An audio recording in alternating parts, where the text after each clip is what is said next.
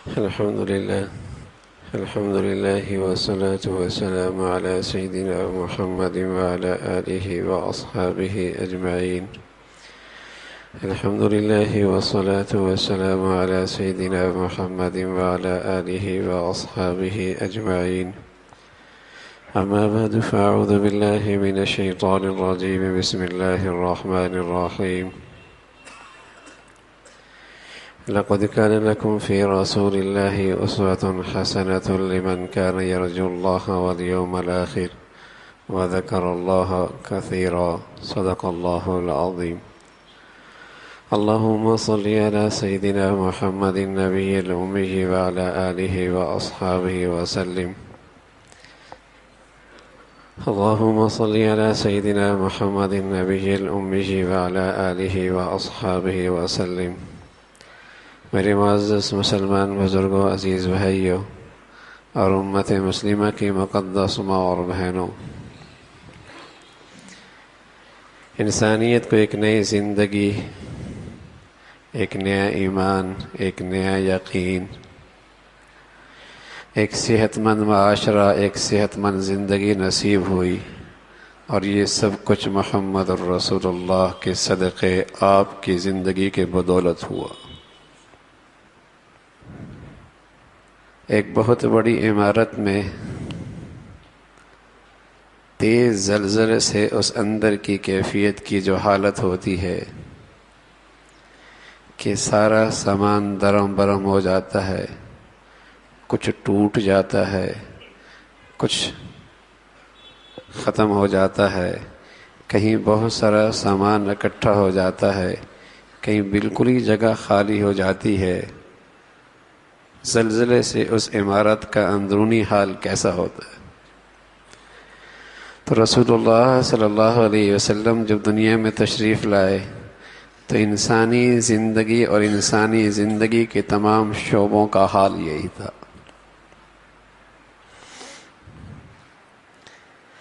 ہر چیز اپنی جگہ سے ہٹی ہوئی تھی، ٹوٹ پھوٹ تھا، فساد اور انتشار تھا، کوئی جگہ کسی کی اپنی جگہ پر نہ تھی۔ اللہ کے حبیب صلی اللہ علیہ وسلم، جنہیں اللہ نے ظاہر کا بھی حسین بنایا تھا اور آپ کے جسم سے نکلنے والی زندگی بھی سب سے زیادہ حسین تھی۔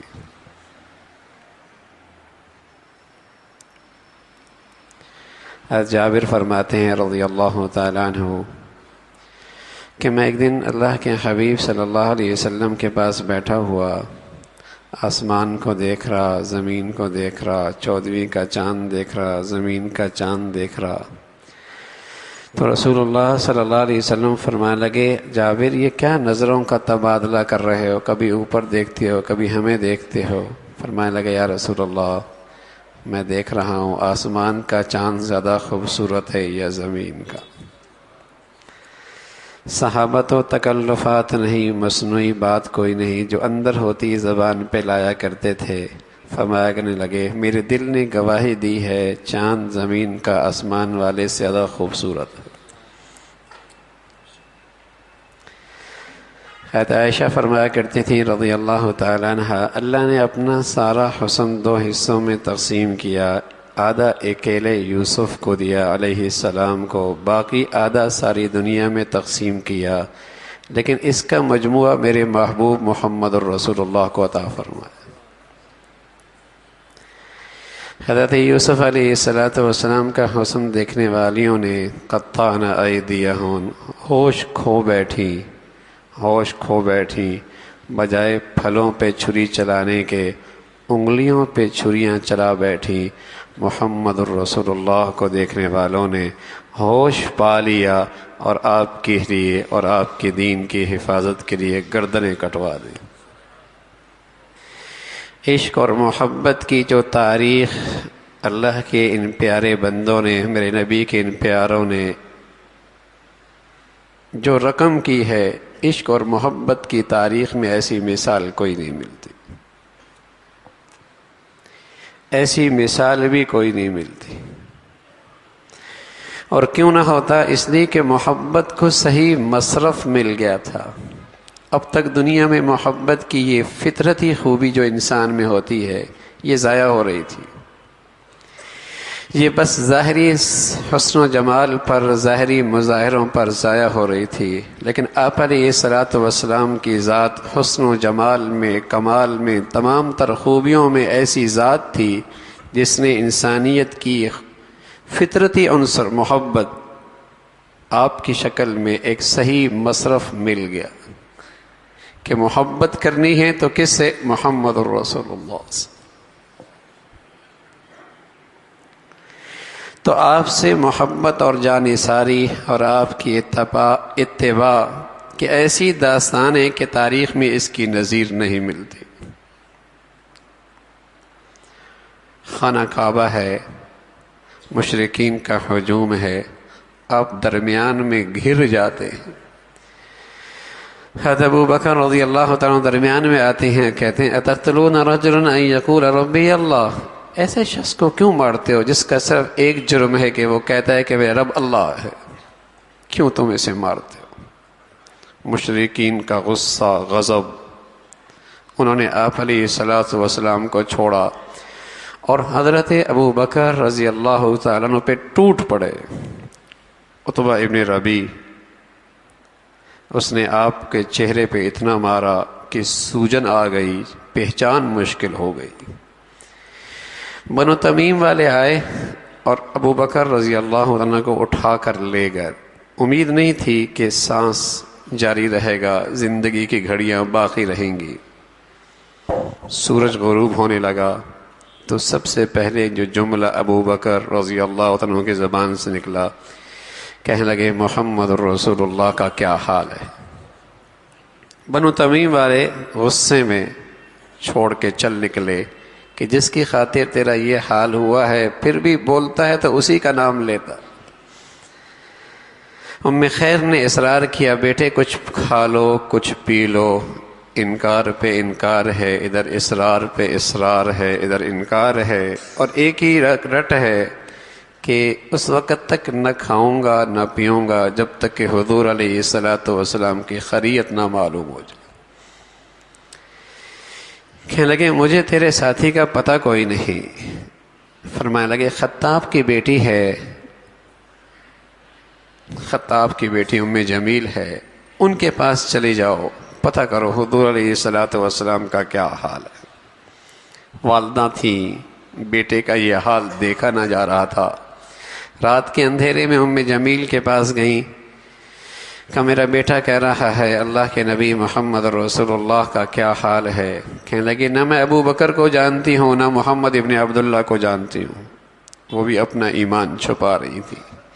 ہاں اتنا ہے ایک تم کہتی ہے تو تمہارے بیٹے کے پاس حاضر ہو جاتی ہوں۔ کہا چلو۔ جب دیکھا تو یہ حالت دیکھی تو خاتون کہنے لگی بڑے ظالم فاسق کافر ہیں جنہوں نے آپ کے ساتھ یہ معاملہ کیا ہے، مجھے اللہ سے امید ہے اللہ تیرا انتقام ان سے ضرور لے گے۔ حضرت ابو بکر رضی اللہ تعالیٰ فرمانے لگے اللہ کے نبی صلی اللہ علیہ وسلم کا کیا حال ہے؟ تو کہنے لگے تیری اماں۔ کہا اس کی فکر نہ کر۔ تو حضور علیہ الصلاۃ والسلام کے بارے میں انہوں نے پتہ دیا، وہ دار ارقم میں خیریت سے عافیت سے ہے۔ آپ نے کہا مجھے لے چلو۔ اسی حال میں حضور علیہ الصلاۃ والسلام کے پاس لے جایا گیا۔ جب آپ کے چہرے انور پہ اور آپ کے ذات پہ نظر پڑی تو خوشی کا اظہار فرمایا اب کچھ کھاؤں گا اور پی لوں گا۔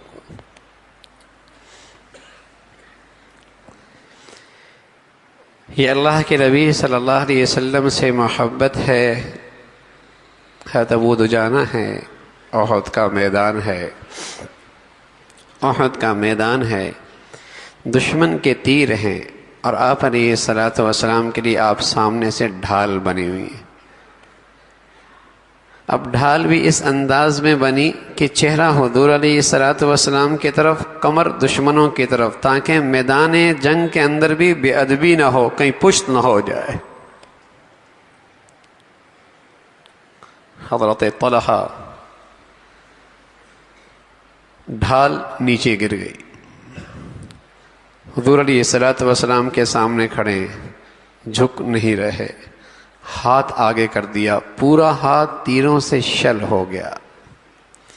جنگ ختم ہو گئی. کسی نے کہا طلحہ تم نے جھک کر ڈھال کیوں نہیں اٹھائی؟ کہا مجھے ڈر لگ رہا تھا کہیں جھکا تو کوئی تیر حضور کے چہرے پہ نہ آ جائے.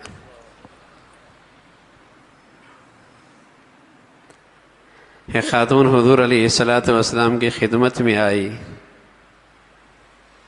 اپنا چھوٹا سا بیٹا لے کر. چھوٹا سا بیٹا دودھ پیتا. آپ جانتے ہیں ایک ماں کا اس بچے سے کیا لگاؤ ہوتا ہے. رات جاگتی ہے اسے سلاتی ہے، خود بھوکی رہتی ہے اسے کھلاتی ہے، خود تکلیف میں رہتی ہے اسے راحت پہنچاتی ہے، خود دکھ اٹھاتی ہے اسے آرام پہنچاتی ہے. وہ عورت کا کلیجہ ہوا کرتا ہے. حضور علیہ الصلوۃ والسلام کے پاس لے کے کہا یا رسول اللہ سب گھر کے مردوں کا حصہ آپ کے دین کی حفاظت میں ہے، میرے گھر میں تو کوئی مرد رہا ہی نہیں ہے، یہ بیٹا میرا لے لیجئے، جب دشمن کا کوئی تیر آئے تو اسے ڈھال بنا لیجئے. حضرت ام جمیل ہیں، سبحان اللہ، شوہر اللہ کے راستے میں قبول ہو گیا، بیٹا انس ابن مالک حضور علیہ الصلوۃ والسلام کی خدمت میں پیش کر دیا، اور خود پردے میں حضور علیہ الصلوۃ والسلام کی حفاظت میں لگی ہوئی.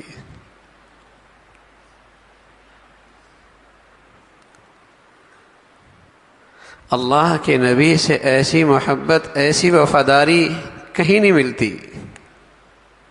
حضرت سعد ابن ربیع، زید ابن ثابت رضی اللہ تعالیٰ عنہ، حضور علیہ الصلوۃ والسلام نے فرمایا جاؤ سعد کو تلاش کرو کہاں ہیں. احد میں آپ نے شہداء پہ نظر ڈالی، کہیں آپ نظر نہ آئے. زخمیوں میں دیکھنے نکلے، دیکھتے چلے گئے، دیکھتے چلے گئے، ایک جگہ سعد پڑے ہیں. کیا دیکھتے ہیں؟ جسم پر تلوار کے، نیزوں کے، تیروں کے 80 سے زائد زخم ہیں. سعد دیکھتے کہنے لگے طلحہ زید اللہ کے رسول کا کیا حال ہے؟ کہا خیریت سے ہے. کہا میرا سلام کہنا اور انصاریوں کو میرا پیغام دینا، تمہاری آنکھ جھپک رہی ہو اور رسول اللہ کو کچھ ہو گیا ہو تو بتانا کہ اللہ کے سامنے تمہارا کوئی عذر قبول نہیں ہوگا. 80 سے زخم کھا کر حضور علیہ الصلوۃ اتنے میں سعد کی روح پرواز کر جاتی ہے. زید واپس آتے ہیں، اللہ کے نبی صلی اللہ علیہ وسلم کو سعد کا یہ پیغام دیتے ہیں. فرمایا اللہ رحم کرے سعد پر، زندگی میں بھی میرا خیال تھا، موت میں بھی اسے میرا خیال ہے.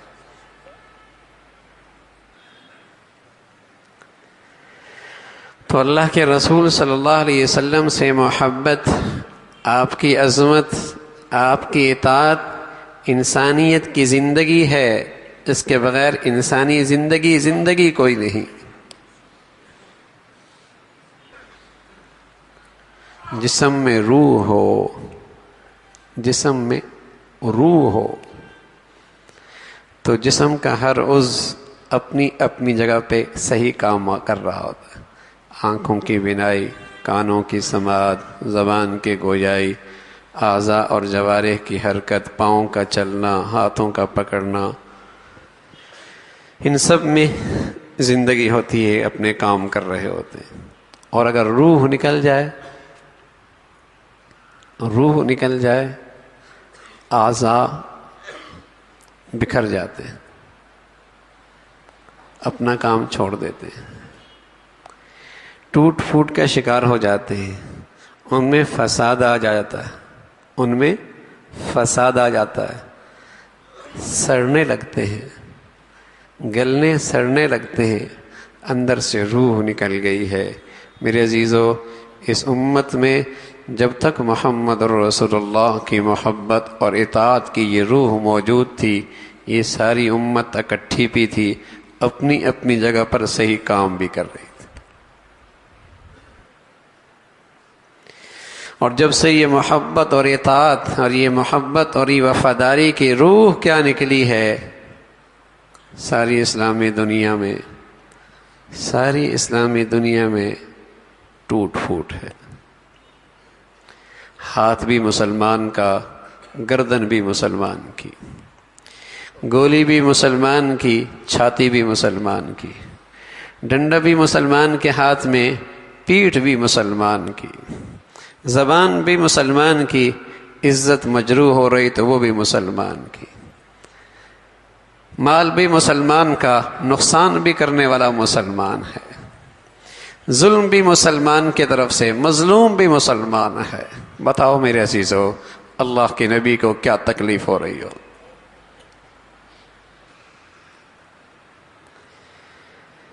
کہاں یہ محبت اور اطاعت تھی کہ سب بہم شیر و شکر تھے، ایک قوت، ایک طاقت، ایک اتفاق کا گلشن، ایک محبت کی فضا.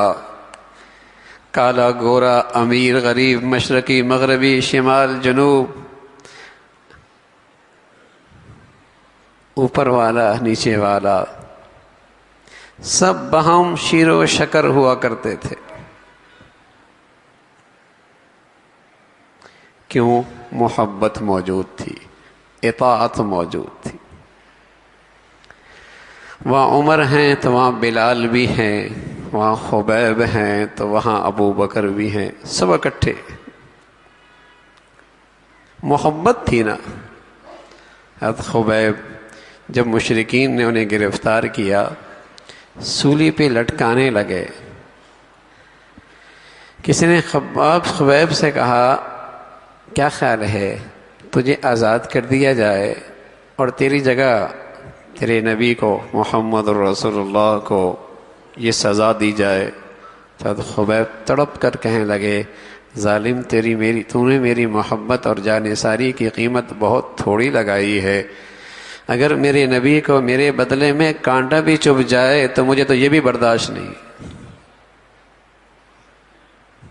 مجھے رہائی مل جائے اور اس کے بدلے میں اللہ کے حبیب کو کانٹا بھی چبھ جائے، مجھے تو یہ بھی گوارا نہیں.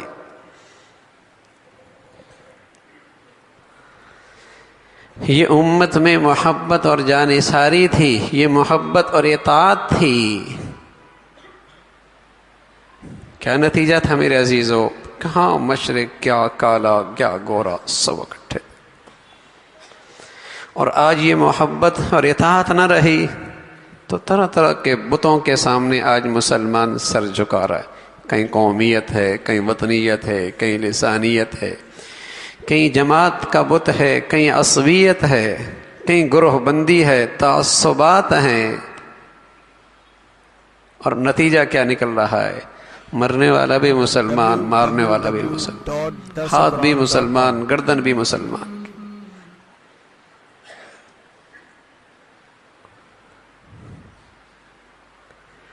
تو اس امت کی تازگی، اس امت کی زندگی، اس امت کی صحت محمد رسول اللہ کی زندگی سے ہے. کسی گھر کے چھت تلے رہنے والوں میں اگر یہ دونوں چیزیں نکل جائیں، محبت و اطاعت نہ رہے، نہیں ملے گا کہ وہ گھر رہنے والے محبت سے رہ رہے ہوں. کسی بازار میں، کسی ایوان میں، کسی عدالت میں، کسی دفتر میں، زمین کے کسی خطے میں جہاں اللہ کے حبیب کی محبت اور اطاعت کوئی نہیں، وہاں کبھی معاشرہ اکٹھا نہیں رہ سکتا. وہاں تو باپ سے نفرت یوں جیسے باپ سے نفرت ہوتی ہے. وہاں اولاد بوجھ بن جایا کرتی ہے، وہاں بوڑھے ماں باپ مصیبت بن جایا کرتے ہیں، وہاں معذور ماں باپ خرچہ بن جایا کرتے ہیں، برداشت نہیں ہوتے، نہیں برداشت ہوتا. تو اس انسانی زندگی کی تمام تر حسن اور تازگی آپ سے سچی محبت، سچی وفاداری، سچی اطاعت سے.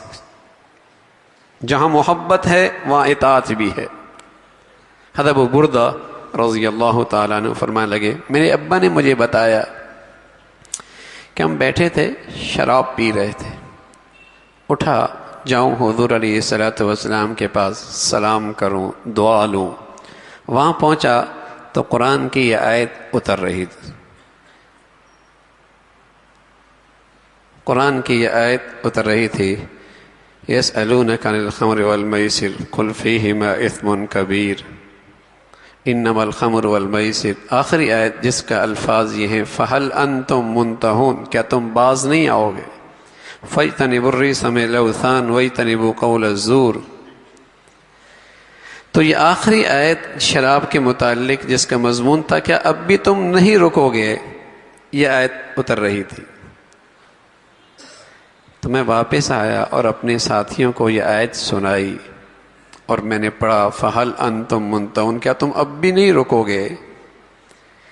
تو کسی کے ہاتھ میں گلاس تھا، کسی کے لبوں پہ شراب تھی، وہ ساغر گرا دیا، وہ شراب تھوک دی، زندگی بھر کی وہ عادت جو ان کے گھٹی میں پڑی ہوئی تھی، جو ان کے گھٹی میں پڑی ہوئی تھی، لیکن جب اللہ اور اللہ کے رسول سے محبت کے آئی ہے، آپ پر سب کچھ قربان بھی کر دیا، سارے جذبے، سارے مفادات، ساری خواہشات، ساری چاہتیں آپ کی خاطر پھر قربان بھی ہو گئی۔ مجال ہے کہ ایک گھونٹ بھی اندر چلا جاتا۔ اللہ کے نبی صلی اللہ علیہ وسلم نے کہہ دیا، بتا دیا، اب نہیں پی جائے گی، مٹکے توڑ دیے، کہیں آنکھوں کے سامنے اس کا نشان نہ آئے، گلیوں کی نالیوں میں بہا دیا۔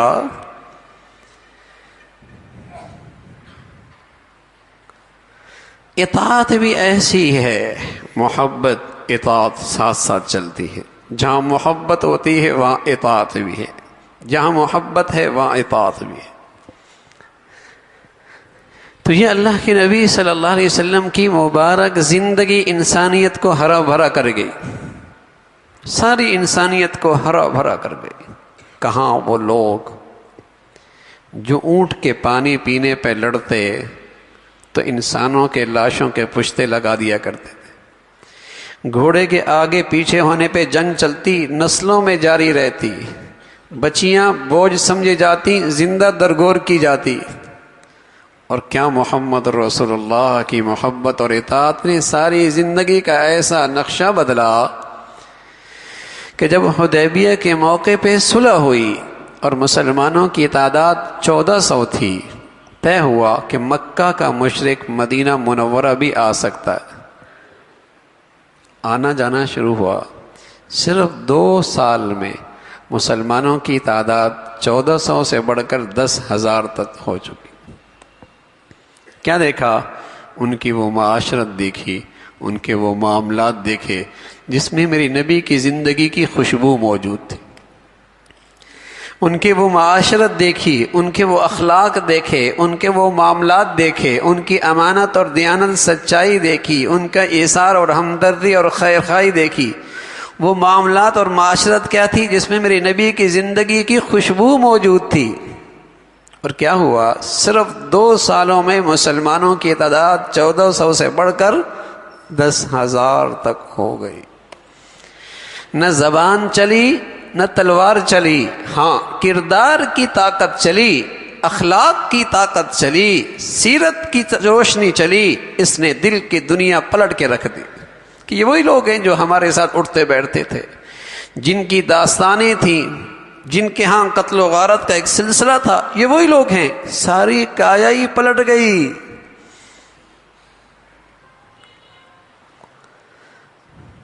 یہ کیا تھی؟ یہ تازگی کیسے آئی؟ یہ زندگی میں خوشبو کیسے آئی؟ یہ زندگی میں کشش کیسے آ گئی؟ زندگی میں حسن کیسے آ گیا؟ یہ سب محمد الرسول اللہ کی زندگی کی بدولت ہو۔ آپ ظاہر کے حسین تھے تو آپ کے اندر سے نکلی زندگی بڑی حسین، بڑی پرکشش ہے۔ آپ کے پورے معاملات اور معاشرت کی پوری زندگی، اس کی پوری عمارت آپ کے اس ارشاد پہ کھڑی ہے۔ آپ علیہ الصلوۃ والسلام فرمایا کرتے تھے، من سلم المسلمون من لسانی و یدی، مسلمان کہلانے کے لائق ہی وہ ہے جس کی زبان اور ہاتھ سے دوسروں کو تکلیف نہ پہنچے. بتائیے، پوری معاشرتی زندگی، پوری تجارتی بازار کی زندگی، معاملات کی زندگی، اس کی پوری عمارت اس ارشاد پہ کھڑی ہے، اس ارشاد پہ کھڑی ہے کہ مسلمان اس سے کسی کو دھوکہ نہیں ہو سکتا، یہ کسی کو نقصان نہیں پہنچا سکتا، یہ کسی کے لیے جھوٹ نہیں بول سکتا، یہ کہیں خیانت نہیں کر سکتا، یہ بد زبان نہیں ہو سکتا، یہ کسی کے لیے تکلیف کا باعث نہیں ہو سکتا، یہ موذی نہیں ہو سکتا. مسلمان جو ہے من سلم المسلمون من لسانہ و یدہ. بتائیے اس بازار کی زندگی میں پھر کتنی کشش ہوگی، اس تاجر کی تجارت میں کتنی کشش ہوگی، اس معاشرتی زندگی میں کتنا حسن ہوگا. ہر شخص آ کر اس میں ٹھنڈک محسوس کرے گا کہ یہاں کسی کو تکلیف نہیں ہے، نہ گلی میں، نہ بازار میں، نہ اس کے اٹھنے بیٹھنے میں، نہ اس کے لین دین میں. ارے یہ وہ خوبصورت زندگی ہے. بدقسمتی ہے اتنی بڑی دولت ہمارے گھر میں ہے اور ہم زندگی کی بھیک غیروں سے مانگ رہے ہیں. ہم زندگی کی بھیک غیروں سے مانگ رہے ہیں. نتیجہ کیا نکلا اس کا؟ جب اس دولت کی قدر کی ہے تو آج ذلت اور رسوائی آنکھوں کے سامنے. حضرت عمر رضی اللہ تعالیٰ عنہ فرمایا کرتے تھے، میرے نبی کی پوری زندگی کا عنوان اسلام ہے، پوری زندگی کا عنوان اسلام ہے. آپ فرمایا کرتے تھے اعزنا اللہ بالاسلام، ہم جو کچھ ہیں اسلام کے بدولت ہیں، ہم تو کچھ بھی نہیں تھے. اللہ کے نبی کا دامن کیا پکڑا، آج اللہ نے ہمیں عزت نصیب فرمائی ہے. اور اگلا جملہ کہا وَمَن يَبْحَثْ دُونَهُ أَضَلَّهُ اللَّهُ، جو اس مبارک زندگی کو چھوڑ کر کہیں اور عزت تلاش کرے گا اللہ اسے ذلیل اور رسوا کر دے گا، اللہ اسے ذلیل اور رسوا کر دے گا.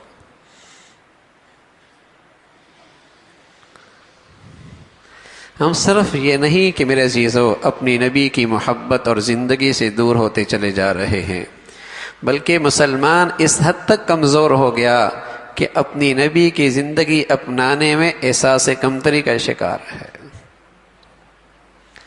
بلکہ اسے اپنی نبی کی زندگی پر اعتماد ہی نہ رہا کہ یہ آج کے دور میں بھی مجھے کامیابی دلا سکتی ہے، آج بھی میں اس پہ چل کے فلاح پا سکتا ہوں، آج بھی میں اس پہ چل کے ترقی کر سکتا ہوں، آج بھی میں اس پہ چل کے نجات پا سکتا ہوں. یہ ایمان ہی ختم ہو گیا.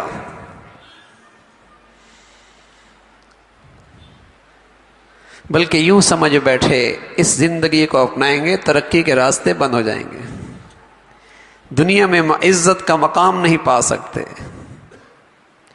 دنیا کے قوموں کے مقابلے میں کھڑے نہیں ہو سکتے. ایسا غلامیت کا ذہن ہے،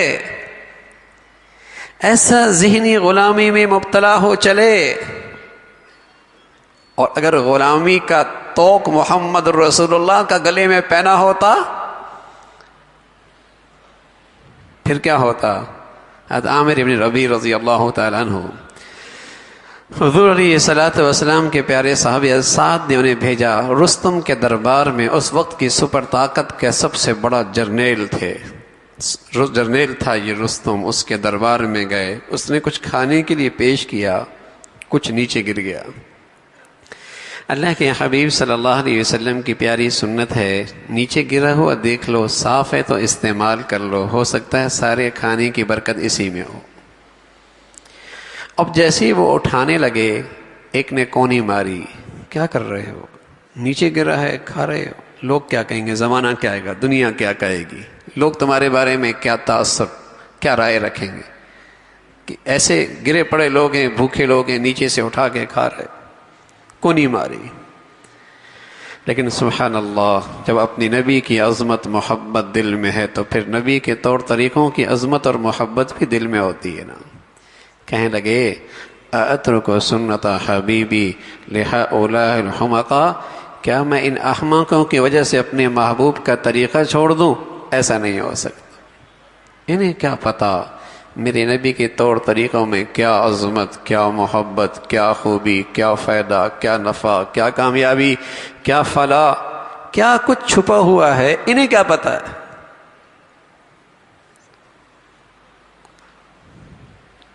یہ ہے محمد رسول اللہ سے سچی محبت اور غلامی کی داستان، یہ وہ نقشہ ہے، کہیں احساس کمتری نہیں۔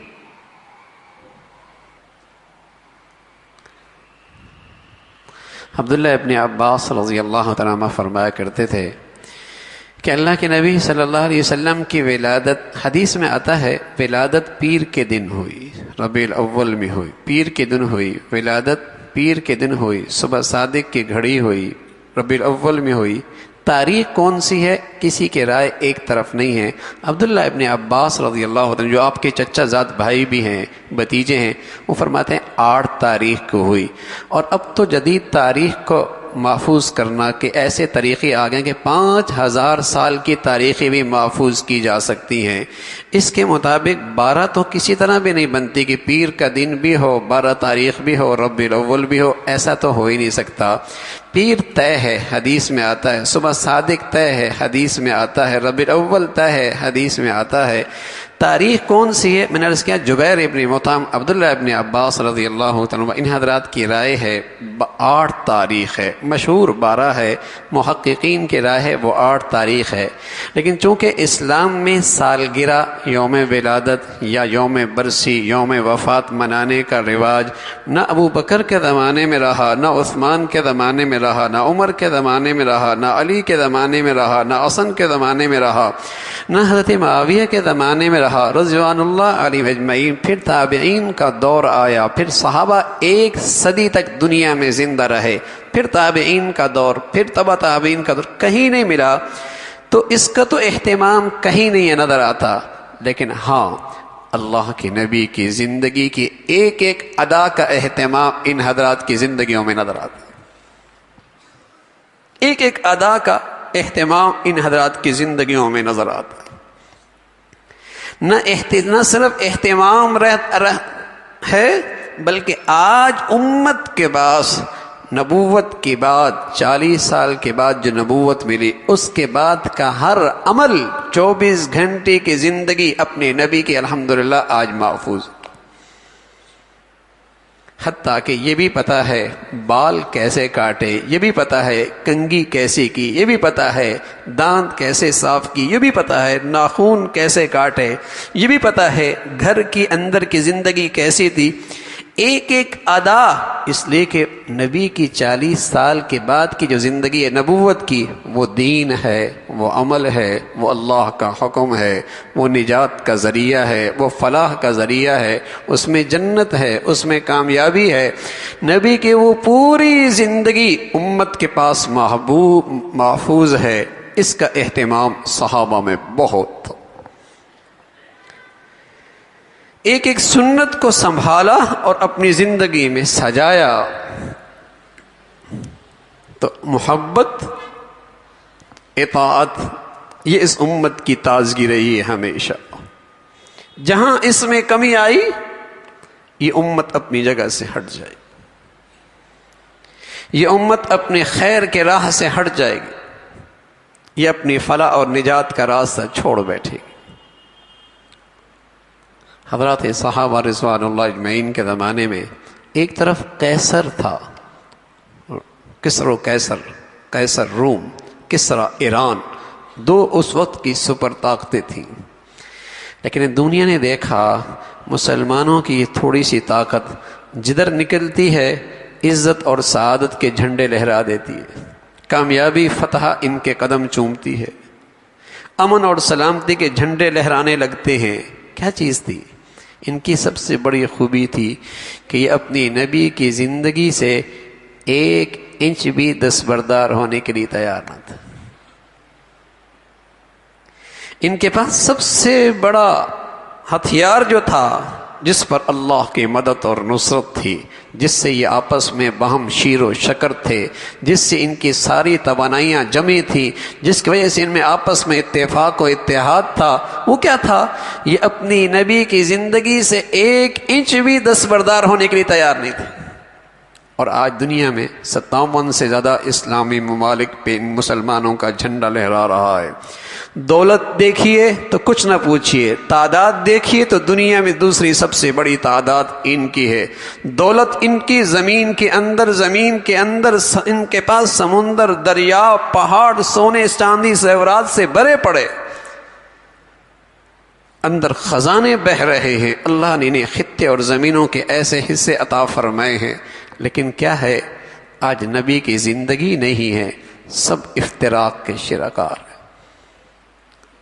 سب بہم دست و گریبان ہیں، سب بہم دست و گریبان ہیں۔ کون سی چیز انہیں اکٹھا کر سکتی ہے؟ ایک، محمد رسول اللہ سے سچی محبت اور آپ کی اطاعت، آپ کی اطاعت۔ میرے عزیزو، اگر یہ دونوں چیزیں کسی گھر میں بھی آ جائیں تو آپ دیکھیں گے وہاں دل جڑ جائیں گے، اور یہ 2 چیزیں کسی گھر سے نکلیں یا کسی قوم سے نکلیں یا کسی خطے سے نکلیں، وہ ہم آپ کو دستے گریبان نظر آئے۔ اس لیے کہ میرے نبی کی زندگی کی تعلیمات کیا ہیں؟ المسلم من سلم المسلمون من لسانہ، مسلمان ہے کون؟ جس سے دوسرا، جس کی زبان سے، جس کے ہاتھ سے، جس سے دوسرا آدمی محفوظ ہو۔ یہ تو کافر کو بھی بلا وجہ تکلیف نہیں دیتا کہ جائے کہ مسلمان کو تکلیف دے، یہ تو کافر پر بھی بلا وجہ ظلم نہیں کرتا چہ جائے کہ مسلمان پہ ظلم کرے، یہ تو کافر کی بھی عزت نفس مجروح بلا وجہ نہیں کرتا چہ جائے کہ اپنی بھائی کی عزت نفس مجروح کرے۔ مسلمان جو ہے، اس کے نبی کی تعلیمات یہ ہیں۔ www.darsequran.com حضرت علی حجویری رحمۃ اللہ علیہ کی خدمت میں ایک شخص آیا، اپنی دیہات کی کینچی لے کر آیا، کہا حضرت یہ میرا بھائی، یہ میری دیہات، میری گاؤں کی یہ ایک تحفہ ہے ہمارے علاقے کا، آپ اسے قبول فرما رہے ہیں۔ حضرت نے قبول تو فرما لیا، پھر فرمانے لگے بیٹے تم کینچی لے کے آئے ہو، سوئی کیوں نہیں لے کے آئے؟ ہمارا کام تو جوڑنا ہے، ہمارا کام کاٹنا نہیں ہے، ہم تو دلوں کو جوڑ دیتے ہیں، ہماری زبان کینچیوں کی طرح نہیں چلتی، ہماری زبان پہ کڑواہٹ نہیں ہے، ہم تو اپنے نبی کے صدقے زبان پر مٹھاس رکھتے ہیں۔ لیکن کہاں میرے عزیزو، کیا حال ہے؟ جدھر نظر اٹھا کر دیکھے، ہاں ٹوٹ پھوٹ ہے، دستے گریبان ہے۔ تو اگر نجات کا راستہ چاہتے ہیں، کامیابی چاہتے ہیں، تو میرے عزیزو نبی کی محبتوں کو عام کرو، نبی کی زندگی کو عام کرو۔ میرے گھر میں بتیاں بھی ہیں، جھنڈیاں بھی ہیں، نعرے بھی ہیں، دعوے بھی ہیں، سب کچھ ہیں، لیکن نہیں ہے تو میرے گھر میں میرے نبی کے اخلاق نہیں۔ میرے بازار میں سب کچھ ہے، نہیں ہے تو میرے نبی کے اخلاق نہیں۔ میری عمارتوں میں سب کچھ ہے، نہیں ہے تو میرے نبی کی زندگی نہیں ہے، تبھی تو ٹوٹ پھوٹ ہے۔ ورنہ نبی کی زندگی اور محبت سے بھی مسلمان کبھی تقسیم ہوتا ہے، کبھی فرقوں میں تقسیم ہوتا ہے، کبھی گروہ بندیوں میں تقسیم ہوتا ہے، کبھی نفرتوں کا شکار ہوتا ہے۔ یہ نفرتیں تو فرقے بنتی تب ہیں جب میرے نبی کی زندگی ہاتھ سے چھوٹتی ہے، یہ نفرتیں اور فرقے بنتی تب ہیں جب نبی کی اس محبت اور آپ کی زندگی ہاتھ سے چھوٹتی ہے، یہ گروہ بندیاں ہوتی تب ہیں۔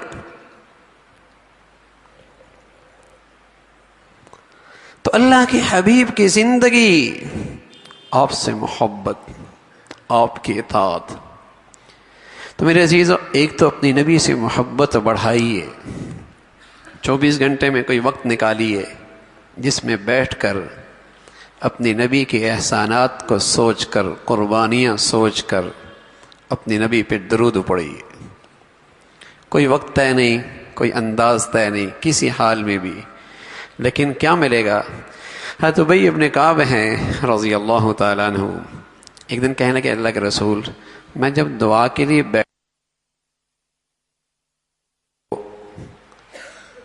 ایک تہائی دعا میں آپ پہ درود پڑھتا ہوں، ایک تہائی۔ آپ علیہ الصلوۃ والسلام نے فرمایا بہت اچھا، لیکن اس سے زیادہ ہو تو تمہارے لیے بہت بہتر ہے۔ پھر کہنے لگے یا رسول اللہ، آدھی دعا آدھی آپ پہ درود۔ فرمایا بہت اچھا، اگر اس سے زیادہ ہو تمہارے لیے اور بہتر ہو جائے گا۔ کہنے لگے یا رسول اللہ، 3/3 آپ کے لیے دعا درود، 1/3 اپنی دعا۔ فرمایا بہت اچھا، اگر اس سے بھی زیادہ ہو تو بہت اچھا ہوگا تمہارے لیے۔ کہنے لگے یا رسول اللہ، ساری دعا میں صرف آپ کے لیے درود۔ آپ علیہ الصلوۃ والسلام فرمانے لگے یہ تمہارے سارے غموں اور مصائب سے نجات کا ذریعہ بن جائے گا۔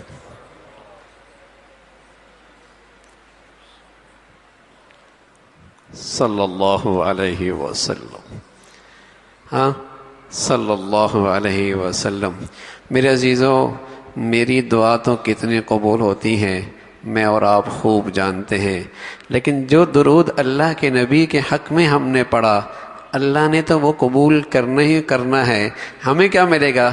10 رحمتیں یقینی مل جائیں گی۔ وہ تو اللہ نے اپنے حبیب کو دینا ہی دینا ہے، لیکن بھلا ہمارا ہو جائے گا، کام ہمارا اچھا ہو جائے گا۔ صبح شام میں کچھ وقت نکال کر عظمت کے ساتھ آپ کی احسانات کا استحضار اور دھیان کر کے درود شریف پڑھیے۔ زیادہ لمبا نہ پڑھ سکیں اتنا بھی پڑھ لیں، صلی اللہ علیہ وسلم۔ اس میں درود بھی ہے، سلام بھی ہے، صلی اللہ علیہ وسلم۔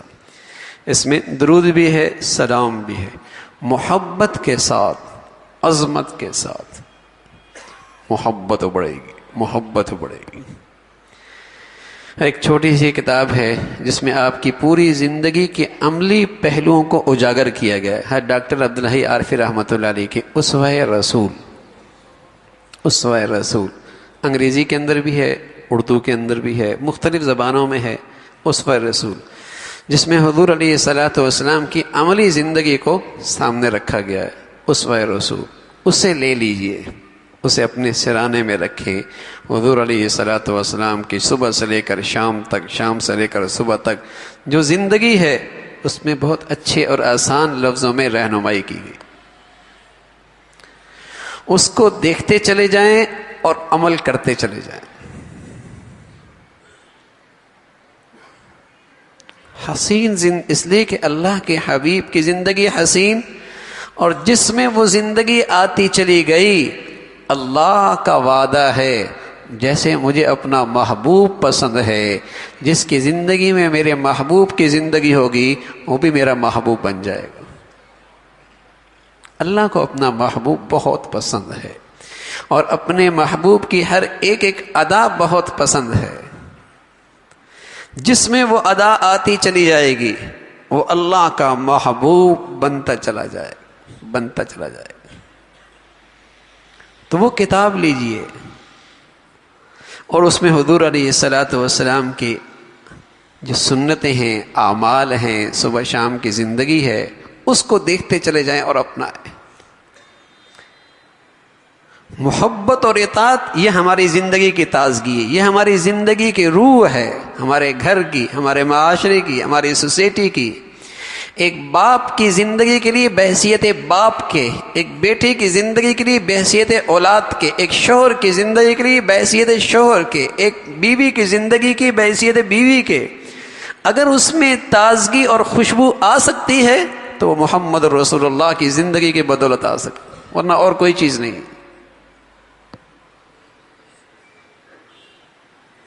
ہم اپنے گھروں کے حالات سے خوب باخبر ہیں۔ آج ہمارے گھروں کی زندگیاں ایک سواریہ نشان ہیں۔ آیا مسلمانوں کے گھر بھی ایسے ہوتے ہیں؟ کیا ہے؟ وہ زندگی سے خالی ہو گئے۔ باپ کے سامنے میرے نبی کی زندگی نہیں کہ باپ کی زندگی کے بارے میں آپ نے کیا فرمایا، بیوی کو اندازہ نہیں کہ حضور نے بیوی کے متعلق کیا فرمایا، ماں کو پتہ کوئی نہیں حضور علیہ الصلوۃ والسلام نے ایک ماں کو کیا سبق دیا ہے، وہ زندگی سامنے نہیں ہے. تو ظاہر ہے جب وہ زندگی سامنے نہیں میرے عزیزو، پھر کانٹے چبھتے ہیں نا، پھر خوشبو تھوڑی آتی ہے، پھر پھول تھوڑی کھلا کرتے ہیں، پھر کانٹے چبھتے ہیں. پھر بلا وجہ ایک انسان دوسرے انسان کے لیے ایذا اور تکلیف کا باعث بنا ہوا ہے. جیسے بچھو ہوتا ہے نا، بچھو بس اوقات وہ ڈنگ مارتا ہے تو اسے خود کوئی نفع نہیں ہوتا کہ اس کی صحت اچھی ہو جائے، وہ توانا ہو جائے، اس کو غذا مل جائے نا. ڈنگ مارنا اس کی عادت ہے، ڈنگ مارنا اس کی عادت ہے. بس اوقات طبیعتیں ایسی بن جاتی ہیں کہ نفع کوئی نہیں لیکن ڈنگ مارنا عادت ہے. جملہ کس دیا، طنز کر دی، زبان کی تیزی دکھا دی، مزاج بن گیا. جب تک جملہ نہ کسیں چین نہیں ہوتا، جس کے دل نہ دکھائیں دن نہیں گزرتا. کسی پر چبھتا ہوا جملہ نہ بولیں مزہ نہیں آتا. تو ڈنگو مارنا مزاج بن جاتا ہے. اگر اللہ کے حبیب صلی اللہ علیہ وسلم کی زندگی سامنے ہو، سبحان اللہ، المسلم من سلم المسلمون من لسانی و یدی، تو معاشرت اور معاملات کیسے قابل رشک ہو جائیں، کیسے قابل رشک ہو جائیں. روم سے حضرت عمر کے زمانے میں رضی اللہ تعالیٰ عنہ، اس نے ایک شخص کو بھیجا، جاؤ مسلمان معاشرے کا جائزہ لو، کیسا ہے ان کا رہن سہن. اللہ کی شان، وہ مسجد میں نہیں آیا، کسی خانقاہ میں نہیں گیا، وہ سیدھا بازار میں آیا. اور بازار میں جب اس نے زندگی دیکھی تو واپس جا کر اس نے 2 لفظوں میں مسلمان سوسائٹی کا نقشہ کھینچا. کہنے لگے لا یغلو ولا یغلا، لا یغلو ولا یغلا. کیا مطلب؟ ان میں دیانت بھی ہے، ان میں سیاست بھی ہے. دیانت کا مطلب دھوکہ دیتے نہیں، اور سیاست کا مطلب عقل مند لوگ ہیں، سمجھدار لوگ ہیں، حکمت والے ہیں، کسی سے دھوکہ کھاتے بھی نہیں، دھوکہ کھاتے بھی نہیں، دھوکہ دیتے بھی نہیں. یہ ہے مسلمانوں کی زندگی. تو ان کا رومی سربراہ تخت سے کھڑا ہو گیا، کہنے لگا اگر زندگی کا یہ نقشہ ہے تو پھر یہ کسی سرحد کی پابند زندگی نہیں رہ سکتی، وہ کل یہاں بھی آپ پہنچیں گے. اس لیے کہ اس میں کشش اتنی ہے، اس میں کشش اتنی ہے، پھر یہاں بھی آپ پہنچیں گے. یہ پھیلتی چلی جائے گی. تو میرے عزیزوں، ہم کچھ نہیں تھے، نبی کی محبت و اتحاد کی برکت سے یہ امت بہت کچھ ہو گئی. اور جب بہت کچھ ہمارے پاس تھا لیکن نبی کی زندگی چھوڑی، آج کچھ نہ رہے، آج کچھ نہ رہے. کچھ نہیں تھے، سب کچھ ہو گئے تھے نبی کی زندگی کی بدولت. سب کچھ ہے، نبی کی زندگی نہیں. آج کسی کی گرد کوئی حیثیت نہ رہی، دنیا میں کوئی وزن ہی نہ رہا. تو اللہ کرے ہمارا اس پر تو ایمان ہو جائے کہ نجات دہندہ اکیلی محمد رسول اللہ کی زندگی ہے. مسلمانوں کی عزت اور سعادت، کامیابی اور فلاح کا واحد راستہ آپ علیہ الصلوۃ والسلام سے سچی محبت اور آپ کی اطاعت. یہی ایک وہ چیز ہے جو مسلمانوں کو آپس میں اکٹھی کر سکتی، اور کوئی چیز نہیں. باقی جتنی شکلیں ہیں وحدت کی، باقی جتنی شکلیں ہیں وحدت کی، چاہے وہ وحدت زبان کے نام پر ہو، برادری کے نام پہ ہو، قوم کے نام پہ ہو، صوبے کے نام پہ ہو، وطن کے نام پہ ہو، فرقے کے نام پہ ہو، جماعت بندی کے جماعتی تعصب کی بنیاد پر، جتنی وحدت کی جتنی شکلیں ہیں، وہ وحدت اس وقت تک وحدت بن نہیں سکتی جب تک کہ دوسروں کی نفرت نہ ہو. جب تک کہ دوسروں کی نفرت نہ ہو. لیکن ایک وحدت اسلامی ہے، محمد رسول اللہ سے محبت اور تعلق کی وحدت ہے، جس میں سارا مسلمان اکٹھا ہو سکتا ہے. باقی ساری وحدت کی شکلیں جو ہیں وہ وحدتوں سے ٹکرانے لگتی ہیں. اس نے قومیت پہ اکٹھا کیا، اس نے زبان پہ اکٹھا کیا، یہ دونوں آپس میں دستے گریبان ہو گئے. اس نے فرقے کی بنیاد پہ اکٹھا کیا، اس نے فرقے کی بنیاد پر ایک گروہ اکٹھا کیا، آپس میں دستے گریبان ہو گئے. اس نے جماعت اور سیاست کی ایک گروہ بنا لیا، اس نے نفرتوں کا بیج بو ڈالا، یہ آپس میں دستے گریبان ہیں. لیکن ایک محمد رسول اللہ کی زندگی ہے. اس محبت اور اطاعت پر جب مسلمان اکٹھا ہوتا ہے پھر مشرق مغرب شمال جنوب سب ایک محبت کی لڑی میں پروئے جاتے ہیں. ایک صورت ہے.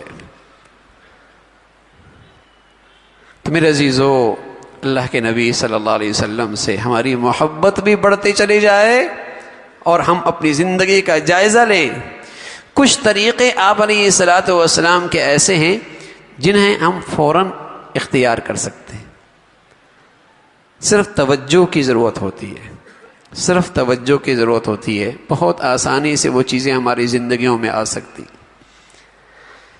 اور کچھ چیزیں ایسی ہیں جس کے لیے ہمیں کچھ قربانی، کچھ مفاد قربان کرنا پڑتے ہیں، تو اس میں اپنے اللہ سے مانگتے رہیں، اے اللہ زندگی کا وہ نقشہ بھی مجھے عطا فرما اور اپنی نبی کی کامل اتباع نصیب فرما.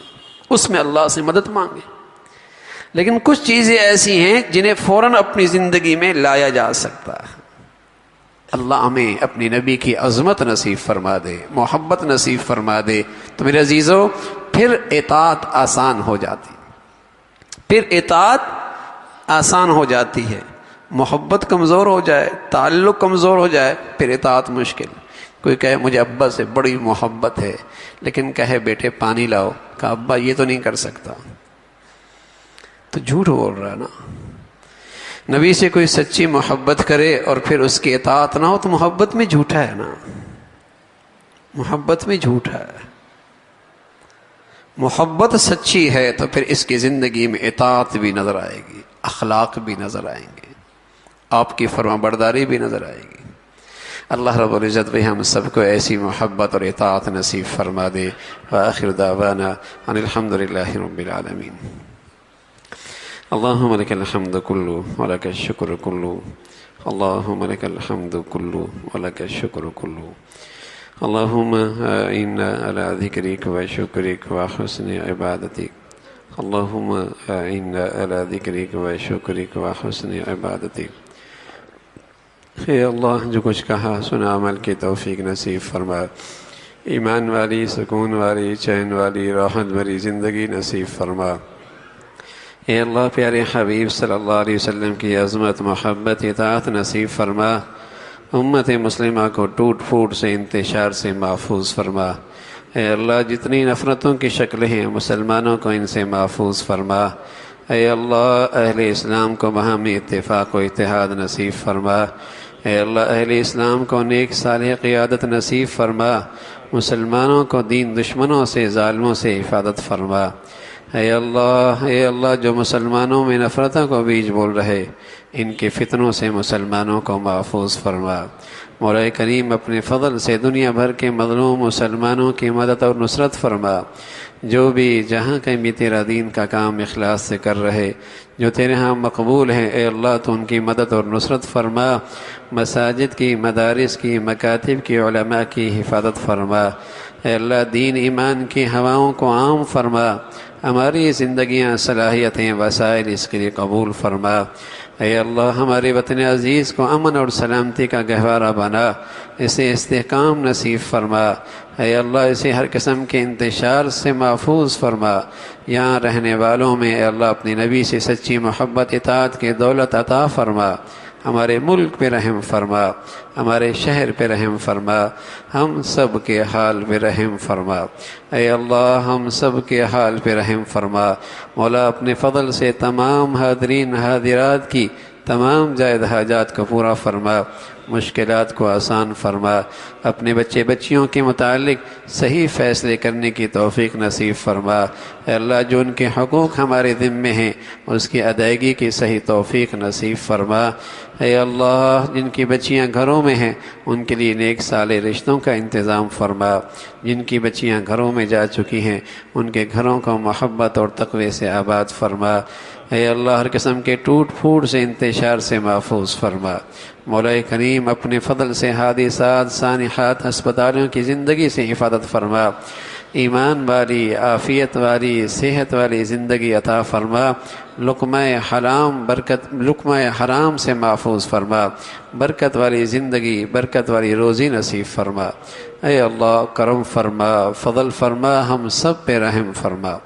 ربنا تقبل منا انك انت السميع العليم وتب علينا انك انت التواب الرحيم، وصلى الله على سيدنا محمد وعلى آله وأصحابه أجمعين برحمتك يا www.thequran.com